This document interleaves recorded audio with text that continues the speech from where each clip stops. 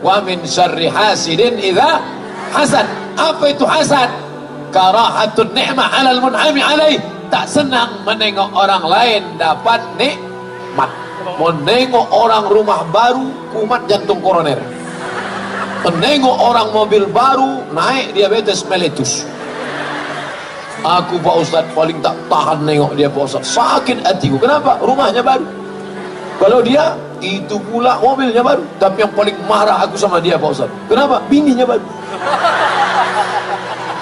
Aku jangan marah dulu. Dia bini baru karena bini lamanya mati, meninggal dunia. Mudah-mudahan yang bininya meninggal diberi Allah ganti segera insyaallah. Takut ngaminkan. Bapak Ibu yang dimuliakan Allah Subhanahu wa taala. Oleh sebab itu, adalah ibu-ibu sama bapak-bapak pergi undangan. Besok kan hari libur nih. Besok hari Ahad. Undanganlah. Undangan akikah, undangan walimah, undangan pesta. Balik undangan sampai ke rumah tak tenang jantung. Panggil dokter puskesmas. Dokter pun datang membawa balon hitam yang dipencet-pencet. Tengok 180 per 150. Pak, jangan jauh-jauh ya. Kenapa? Takut mati di jalan. Pak, yang ngurus jenazahnya. Ada makan daging kambing? Tak ada. Ada makan gulai kambing? Tak ada. Ada makan sop kambing? Tak ada. Ada makan sate kambing? Tak ada. Ada makan soto kambing? Tak ada. Ternyata bukan salah kambing. Apa salah? Waktu undangan tadi nampak kawan gelang emasnya.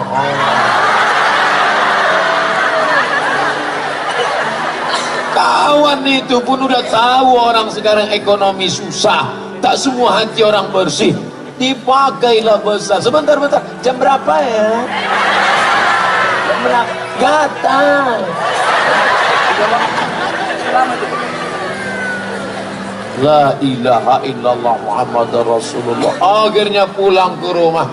Saya udah tanya itu sama dokter spesialis jantung koroner. Pak dokter, ya, aku nih bodoh dalam bidang medis Pak dokter, ya. Ada yang mau kutanya Pak dokter. Apa? Kenapa orang tak makan daging kambing, tidak makan santan, tidak makan rendang? Kenapa gula darahnya naik, kolesterolnya naik? Kenapa? Kenapa Pak dokter? Kata Pak dokter, sebenarnya Ustadz, ini bukan masalah makanan. Oh, jadi bukan salah makanan? Bukan. Jadi apa? Faktor psikologis. Jadi dokter ini bahasanya lembut. Faktor psikologis. Kalau bahasa Ustadznya apa? Busuk hati. Nyaka bersihkan hati. Jadi Ustadz, kalau nampak kita ada kawan kita dapat nikmat, tetangga kita rumahnya besar, apa tak sakit hati kita? Kita kecil, dia besar. Rumahnya besar, mobilnya besar, bininya besar. Kita rumah kecil, mobil kecil, LGBT, laki gemuk, bini tipis. Jangan tersinggung. Bapak Ibu kalau dengan ceramah saya nasihatkan jangan tersinggung. Mana tahu kebetulan ada yang sama, jangan tersinggung. Karena ada beberapa tempat asal tersinggung 2 hari sudah itu mati. Bukan karena saya hebat, nah, karena memang ajal sudah sampai. Jadi masalah kalau dapat nampak nikmat orang besar ini bagaimana cara mengatasinya Pak Ustadz? Kata Nabi, doakan dia.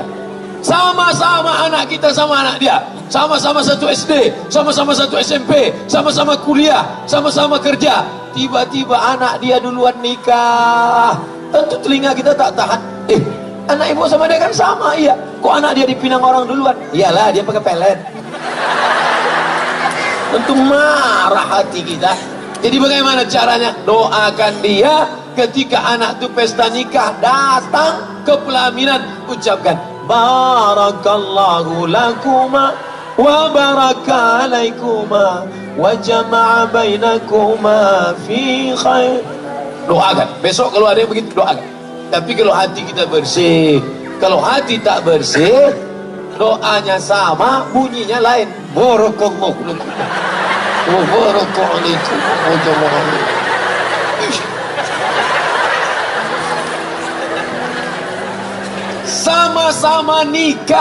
sama-sama nikah, bisa pula tak punya anak. 10 tahun udah Pak, tak ada anak. Kawan itu nikah Januari, April dapat.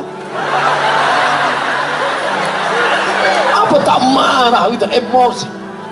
Jadi bagaimana caranya? Doakan. Datang akikah anaknya, doakan. Apa doa akikah anak? 4. Barakallahu laka fil mauhub wa syakartal wahib wa ruzikta birrahu wa balagha asyuddahu. Barakallahu laka fil mauhub, semoga Allah memberkahi anakmu. Wa syakartal wahib, kau bersyukur pada Allah. Wa balagha asyuddahu, sampai usia anak ini dewasa. Wa ruzikta birrahu, kau dapat baktinya. Bagi yang hafal, barakallahu laka fil mauhub wa syakartal wahib wa ruzikta birrahu wa balagha asyuddahu. Bagi yang hafal. Bagi yang tak hafal, gerak-gerakkan aja mulut. Apa yang kau baca tadi? Terserah aku lah, mulut-mulut aku pokoknya. Bapak Ibu yang dimuliakan Allah. Jadi syarat yang pertama, kalau mau hilang rasa hasad, benci, dengki, busuk hati menengok kawan adalah, yang pertama caranya doakan orang itu supaya, ya, nih di atas nih pejabat-pejabat kita, orang-orang hebat nih di atas nih, doakan mereka nih. Kalau kita doakan mereka, datang malaikat, dikirimkan Allah. Apa kata malaikat? Amin, kabulkan doa orang ini, kau dapat yang sama macam yang kau doakan. Ya Allah, ini tetanggaku rumahnya baru, mobilnya baru, bukan main sakit hatiku nengok dia. Ya Allah, udahlah mobil itu baru dipasangnya pula kaca 80% gelap tak nampak, asal berselisih di jalan tak mau dia buka, diklaksonnya 2 kali, ten. Panjangkan umurnya ya Allah, murahkan rezekinya ya Allah, jadikan anaknya soleh dan solehah. Apa kata malaikat? Amin, kabulkan doa orang ini, walaka misluh, kau dapat yang sama macam yang kau doakan. Begitu. Jangan doakan yang tak baik. Ini orang kalau sudah menengok orang lain dapat nikmat, ya Allah, sakit betul hati kau nengok dia, kalau bisa cepatkan dia mati, kalau bisa jangan langsung mati, buat stroke agak 6 bulan. Apa kata malaikat? Amin, kabulkan doanya, dia dapat. Duluan kau kena, dia tak. Oleh sebab itu maka jangan. Aku Pak Ustadz memang tak bisa aku mendoakan dia Pak Ustadz. Kenapa? Sakit betul hatiku, diejeknya sumpah serapah, diejeknya aku di internet, diejeknya aku di Twitter, diejeknya aku di BBM, diejeknya aku di YouTube. Sabar.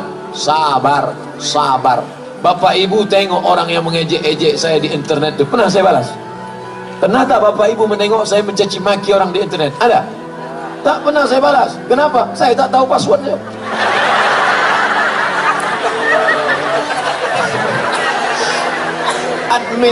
Admin, saya tahu saya ini pemarah, saya emosi, nanti sempat ku baca, ku banting HP hancur, orang yang ketawa. Halaka mru'un lam ya'rif qadrahu, celaka orang yang tak tahu siapa jati dirinya. Kenali dirimu baik-baik, doakan mereka. Mana bisa saya doakan dia Pak Ustaz? Dilemparnya saya pakai batu Pak Ustaz, dilemparnya kau pakai batu, lempar dia pakai bunga. Mana bisa Pak Ustaz? Bisa, lempar dia pakai bunga. Udah 2 kali Pak Ustaz, lempar 2 tangkai. Dan 3 kali Pak Ustaz, untuk yang ketiga ini lempar dia pakai bunga, yakinkan potnya ikut sekalian. Nah, dia udah kurang ajar udah. Kalau bisa jangan yang pot plastik, pot batu itu kau kasih. Biar tahu dia rasanya sekali. Ya Allah, orang yang mengejek-ejek aku ini ya Allah, tolonglah kirimkan angin hidayah ke dalam hatinya ya Allah. Angin taufikmu, angin hidayahmu, angin kelembutan. Tapi kalau dia tak berubah juga, angin puting beliung sekalian, ratakan dia dengan tanah. Tak boleh. Tak pernah Nabi mendoakan orang yang buruk-buruk, patah giginya, berdarah pelipisnya. Apa kata Nabi? Allahumma hdi qaumi fa innahum la ya'lamun. Berikan mereka hidayah, mereka berbuat buruk karena tak tahu. Tak perlu kita balas, Allah membalas. Oleh sebab itu maka serahkan aja sama Allah. Bismillahirrahmanirrahim, la haula wala quwata illa billah. Skenario Allah subhanahu wa ta'ala. Tak perlu kita sibuk sana sibuk sini, tanduk sana tanduk sini. Ini orang ini macam-macam sifatnya, menanduk ke muka, menyibak ke belakang, menyikut ke kiri, menyikut ke kanan. Kalau ada model kawan begini, nanti Idul Adha, Bismillahi Allahu Akbar. Di muka diletakkan menyipak ke belakang, diletak di belakang menanduk ke muka, diletak di samping menyikut. Ini memang kalau tak kambing sapi deh. Bapak Ibu yang dimuliakan Allah Subhanahu wa taala. Yang pertama, doakan dia. Yang kedua, fahami bahwa dosa hasad itu luar biasa. Apa dosa hasad itu? Iyyakum wal hasada. Takutlah kalian penyakit hasad. Fa innal hasada, karena penyakit hasad yakulul hasanat, memakan pahala kama takulun narul hatab, sebagaimana api memakan kayu bakar. Orang dulu kalau mau menikahkan anak, dikumpullah kayu kering, kayu setinggi rumah, tiba-tiba datang api membakar. 10 menit api berubah menjadi arang berubah menjadi abu diembus angin, hilang tak berkesan. Begitulah amalmu hilang gara-gara hasad. Solat kau terbang, sedekah kau melayang, haji umrahmu tak berkesan gara-gara penyakit hasad. Maka dalam hati, hai Abdul Somad, jangan kau hasad Abdul Somad, nanti pahala ceramah kau hilang. Jangan kau hasad Abdul Somad, nanti segala amal ibadah kau tak ada bisa kau bawa menghadap Allah. Tanamkan dalam hati.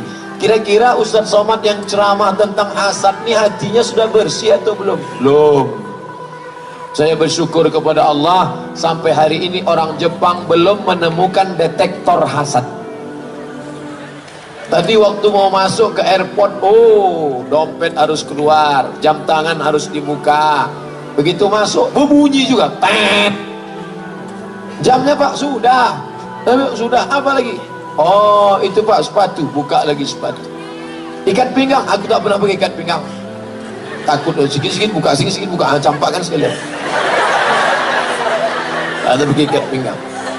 Rupanya ada jarum pentol kecil di dalam. Detektor logam ada, tapi detektor hasad belum ada sampai sekarang. Bersyukur kita dan kita berdoa kepada Allah, jangan sampai ada dibuat orang Jepang detektor hasad. Bayangkan ada detektor hasad dipasang di pintu stadion. Siapa yang ada hasadnya berbunyi. Tiba-tiba Ustaz Somad masuk tadi berbunyi, tet, hasad 80%. Bagaimana mau ceramah tentang hasad? Tiba-tiba berceramah malam ini, saudara sekalian, mari kita bersihkan hati kita dari hasad. Apa kata panitia? Ini hasil detektor 80%. Dia pula cerita hasad. Allah masih sayang sama kita. Bismillahirrahmanirrahim. Allah maha kasih, Allah maha sayang. Kalau Allah tak kasih, tak sayang, dibukakannya aib-aib kita. Sekali hasad, tumbuh tai lalat satu. Sekali hasad, tumbuh tai lalat satu. Sekali hasad, tumbuh tai lalat. Mungkin muka kita di tai lalat aja sih. Hasad. Nengok orang jilbab baru, hasad. Nengok orang telekung baru, hasad. Nampak telekung orang bagus ya. Udah, ini enggak. Itu Pak Ustaz telekung orang. Sengaja pula nanya ke Ustaz pengajian, Ustaz, apa hukumnya pakai telekung berbunga-bunga? Hanya untuk menyindir orang. Ustaz itu pun pula menjawab, kalau sekedar bunga 2 tangkai tak apa-apa, tapi kalau sampai bunga melati, bunga mawar, bunga kemboja, bunga tai ayam itu. Wah, puas sekali aku jawaban Ustaz itu tadi. Ini mau ngaji, mau nembak-nembak orang. Bapak Ibu yang dimuliakan Allah Subhanahu wa taala. Oleh sebab itu maka ini harus dipahami. Orang kalau kena penyakit gula, dia tak tahu. Pagi minum teh 2 sendok, siang minum susu 2 sendok, malam minum kopi 2 sendok. Satu hari 6 sendok gula, 1 toples itu dia sendiri aja menghabiskan. Tapi begitu dites di puskesmas, dicucuk ujung jari, keluar darah, tampung di kaca, diperiksa manual, ternyata sudah kena penyakit gula. Bapak sudah kena penyakit gula, namanya diabetes. Apa itu diabetes? Diabetes mellitus. Sejak itu kalau ada dikasih orang teh manis, bapak minum gula, takut. Kenapa? Karena dia sudah tahu nanti tulang daging akan membusuk, rontok, hancur, tak ada. Makanya dulu kita kalau bertamu ke rumah orang kan dikasih gula. Sekarang enggak, orang takut gula. Tak ada. Di mana-mana air putih. Tengok air putih kan. Astaga, kenapa gitu? Saya tak ada niat menyindir, demi Allah. Demi Allah ya demi. Tadi saya di hotel sudah 3 kali minum teh manis. Tak ada. Saya penceramah yang tak pandai sindir menyindir. Demi Allah, wallahi tallahi billahi. Dulu pernah saya menyindir ceramah gara-gara panitia ngajak nyindir. Ustaz, tolong Ustaz sindirkan. Apa? Itu ada orang jamaah sudah menyumbang 300 juta, dimintanya balik. Kami udah sempat ngutang semen, mintanya balik. Jadi apa judul ceramahnya? Siapa yang meminta duitnya lagi, macam anjing menjilat muntahnya. Oke, kita sampaikan. Al-aidu ila hibatihi kal kalbil ladzi ya'udu ila qayhi. Orang yang sudah memberikan sedekah dimintanya lagi sama macam anjing yang menjilat muntahnya. Selesai acara pengajian, mohon maaf Pak Ustaz, yang disindir itu tak datang.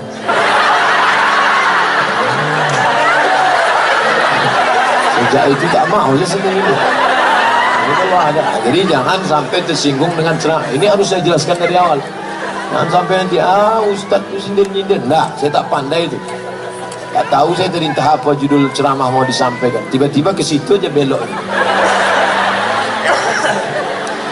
Bapak Ibu yang dimuliakan Allah Subhanahu wa taala. Nah, yang pertama, doakan orang yang dapat nikmat itu, nikmat anak, nikmat jabatan, nikmat kekuasaan, nikmat jadi anggota legislatif, nikmat jadi bupati, gubernur, nikmat jadi macam-macam. Yang kedua, pahami dengan baik, kalau sampai aku kena penyakit hasad ini, lebih ngeri daripada diabetes meletus, lebih ngeri daripada jantung koroner, lebih ngeri daripada kurap kadas dan panom.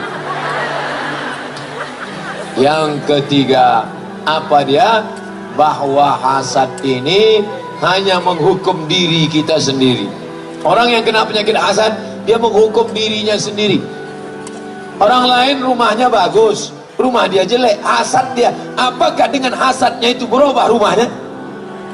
Tidak. Tetangganya mobil baru, dia pakai kap 70. Yang pakai kap 70 jangan batas. Apakah dengan hasad dia berubah kap 70 itu jadi 32.000? Tidak. Jangan sepele dengan kap 70. Itu yang paling dicari-cari orang sekarang. Nah, itu cara memperbaiki balik. Bapak Ibu yang dimuliakan Allah Subhanahu wa taala. Oleh sebab itu maka hasad nih, anak-anak lajang hasad menengok bini kawan cantik, sama-sama satu kuliah, sama-sama satu kampus, sama-sama kerja, tiba-tiba dia nikah bini cantik.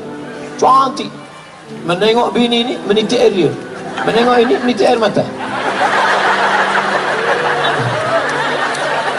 Tentu muncul hasad, datang hasad. Doakan, hilangkan, hanya menghukum diri sendiri. Oleh sebab itu maka tidak ada penyakit. Dari hasad inilah muncul penyakit hasud.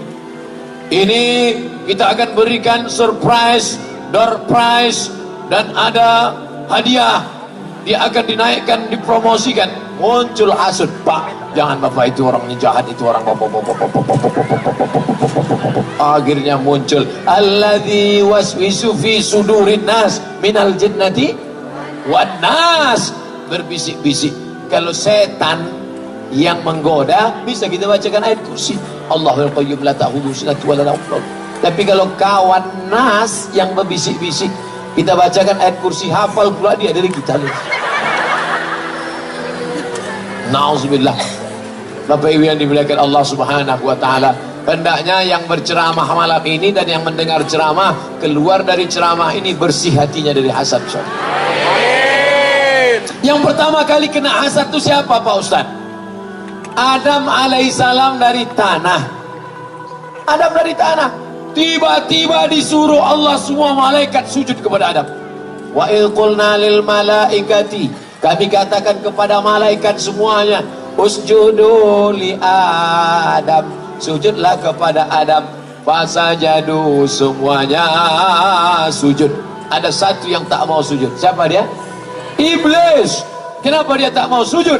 Sebab iblis tak mau sujud adalah hasad. Kenapa dia hasad? Kenapa Adam yang sujud malaikat? Adam dari tanah.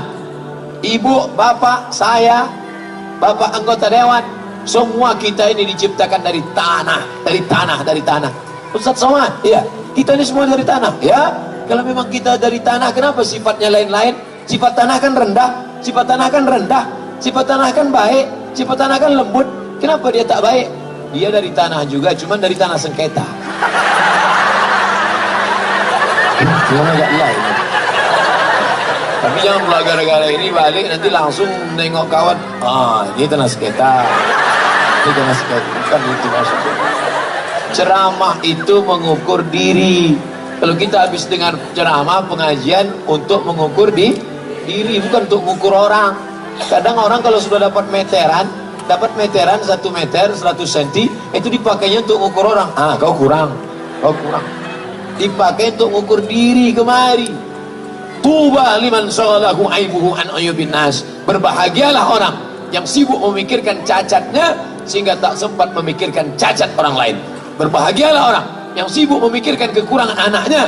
Anakku tak pandai ngaji, anakku lari dari pesantren, anakku tak pakai jilbab, sehingga tak sempat memikirkan cacat aib orang lain. Hari ini orang sibuk memikirkan aib anak orang sampai tak sempat memikirkan anaknya. Sibuk memikirkan aib bini orang sampai tak sempat memikirkan aib keluarganya. Sibuk, kenapa sibuk? Ini aib. Menengok aib sampai 3 kali sehari. Aib pagi, aib siang, aib malam. Apa namanya? Infotainment. Na'udzubillah. Apa ibu yang dimuliakan Allah Subhanahu wa ta'ala? Ini hasad. Jadi yang pertama kali kena penyakit hasad itu adalah iblis. Makanya kalau ada dalam hati kita hasad, jangan-jangan aku ni saudara iblis. Jangan-jangan aku ni saudara iblis. Makanya kalau ada orang hasad, iblis tak menggoda lagi. Bapak ibu kalau ada hasad sikit aja, iblis tak menggoda. Kenapa? Karena sesama saudara dilarang saling menggoda. Kata iblis kepada anak-anak buahnya, bro, yang ini jangan. Kenapa? My brother. Pak Ustadz, apa beda iblis, setan sama jin? Nama komunitasnya jin. Nama komunitasnya jin. Jin ini dibagi 2. Jin baik, jin Islam. Jin tak baik, jin kafir. Yang jin kafir tadi terbagi lagi. Induk dari segala jin kafir itulah iblis. Anak buahnya namanya setan. Jadi gundurwo, tuyul, sundel bolong. Kalau jin tadi tinggi, itu namanya begu ganjang. Tinggi dia. Kalau pendek, gundul, tuyul. Kalau berobang perutnya, sundel bolong. Kalau naik sepeda motor, Dracula. Kalau melompat-lompat aja, tempel kertas di kening, hantu Cina. Kalau berjalan pun tak bisa, suster ngesot. Nah, jadi saya udah hafal tentang hantu-hantu. Nah, jin tadi, jin kafir tadi terbagi 2 lagi. Ada jin itu yang ngikut waktu kita lahir.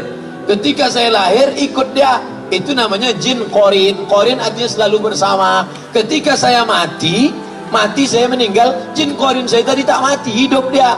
Dan dia bisa masuk ke badan orang. Tiba-tiba ada orang kerasukan di padang Sedempuan. Kerasukan. Assalamualaikum warahmatullah. Siapa kau? Aku Abdul Somad. Kalau memang kau Abdul Somad, coba ceramah. Saudara-saudara yang mirip betul. Itu bukan roh saya, itu jin korin saya setelah saya mati. Jadi ada jin itu yang tugasnya jelas, mengikuti Abdul Somad kemana dia ceramah, ke kamar mandi, itu jin korin. Tapi ada jin yang tak jelas kerjanya, di bawah pokok kayu, di apa, itu namanya jin nonjok. Tak jelas kerjanya. Karena di warung kopi pakai seragam pagi-pagi, tak tahu kerjanya apa. Oleh sebab itu maka ini harus diperjelas. Nah, cerita tentang kenapa jauh betul dari hasad ke jin. Karena jin hantu setan hanya bisa masuk ke dalam hati orang yang hasad. Maka minta kepada Allah, ya Allah, bersihkan hatiku daripada penyakit hasad. Sebelum tidur malam, bayangkan semua orang yang kita hasad sama dia. Hasad sama siapa? Kebetulan saya duduk di samping Ketua Komisi 7. Apa tak hasad kita? Duduk di sebelah Komisi 7. Kita cuma ustadz biasa aja. Di Komisi 7 ada mobil dinas, ada tunjangan listrik, ada untuk hasad kita. Maka saya bayangkan wajahnya di malam, ya Allah, Bapak Ketua Sidang Komisi 7, berikan dia taufik dan hidayah untuk membimbing negeri ini menjadi baldatun thayyibatun wa rabbun ghafur, ya Allah. Dengan doa itu diturunkan Allah, disembuhkan hati penyakit hasad. Siapa saja yang kita dendam, waktu malam itu kita bayangkan wajahnya. Berat tuh Pak Ustaz, berat. Udah lama Ustaz amalkan tuh, sudah lama. Pertama-pertama itu berat. Waktu mendoakan dia itu membayangkan tuh, rasanya membawa martil aja gitu. Bayangkan orang yang ngejek-ngejek kita sumpah serapah. Tapi lama-lama jangan disimpan sampai besok pagi. Apa kata Nabi? Kalau kalian mau menengok penghuni surga, itu orangnya. Kalau kalian mau menengok penghuni surga, itu orangnya. Sahabat penasaran, apa betul amal dia? Datang ke rumahnya, tidur sama dia, makan sama dia, menginap di rumahnya 3 hari 3 malam. Amalnya sama. Tahajudnya biasa, puasanya biasa, makannya biasa, tidurnya biasa. Akhirnya dia tanya, hai saudaraku, ya akhi, bahasa Arabnya.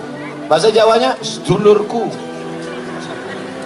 Bahasa Inggrisnya, halak kita sesudahnya. Ya akhi, ku tengok kau amal kau sama saja macam orang lain, tapi kenapa Nabi mengatakan kau penghuni surga? Solatmu biasa saja, zakatmu biasa saja, sedekahmu biasa saja. Kenapa Nabi mengatakan kau penghuni surga? Kata dia, aku tak ada beda dengan kalian, hanya saja satu, sebelum tidur malam segala dendam, kesuman, hasad ku lepaskan, barulah aku tidur bismika Allahumma ahya. Begitu. Kapan kita mulai? Tak ada gunanya pengajian kalau tak berubah menjadi amal. Mulai malam ini, sebelum tidur malam ini nanti, semua yang aku hasad ku bersihkan. Banyak betul Pak Ustaz. Kalau gitu dicatat aja dulu, 10 aja dulu malam ini.